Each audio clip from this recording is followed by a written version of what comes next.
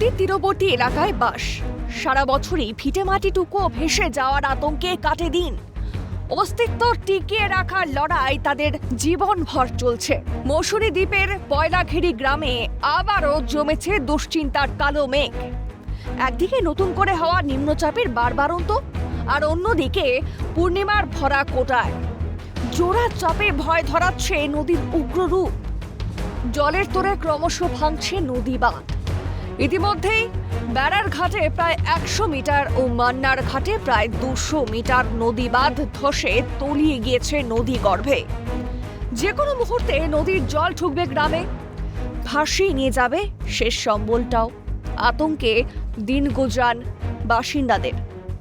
অস্থায়ী কাজের জন্য টেন্ডার হয়েছে, টাকা তুলে নিয়েছে, কিন্তু কাজ এখনো অবধি হয়নি। আগে যে সরকার ছিল অনেকবার ওরা কাজের প্রতিশ্রুতি দিয়েও কাজ হয়নি, টাকা তুলে নিয়েছে। কারণ এই বছর যদি এখনো সামনে বড় কোটাল আছে, যদি এই সময় রিসেন্টলি না বান্ধ হয় তাহলে এখানে 254 নম্বর বুথে অবশ্যই জল ঢুকবে এখানে। বিগত সরকারের আমলে নদী বাঁধে ধসের স্থায়ী সমাধান হয়নি। সামান্য কিছু কাজ হলেও অল্প দিনের মধ্যে ফের শুরু হয়েছে ভাঙন। এখন জরুরি ভিত্তিতে বাঁধ মেরামতের কাজ শুরু না হলে আগামী দিনে ঘরবাড়ির পাশাপাশি প্লাবিত হবে এলাকার বিস্তীর্ণ চাষের জমিও। সমস্যার কথা মাথায় রেখে দ্রুত বাঁধ সারাই হবে, মিলবে সুরাহা আশ্বাস মৌসুমী গ্রাম পঞ্চায়েত প্রধান মানসী দাসের।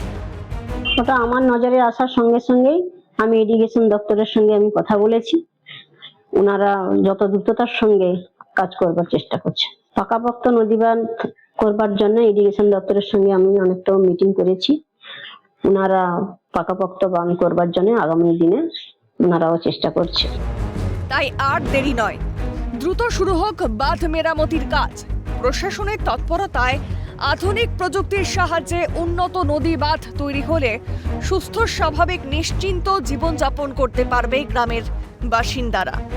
চাষাবাদের আর থাকবে না কোনো ঝুঁকি, ফিরবে সুদিন। আশায় বুক বাঁধছে মৌসুমী দ্বীপের পয়লাঘেরির বাসিন্দারা। অরিজিৎ মণ্ডলের রিপোর্ট, ক্যালকাটা নিউজ।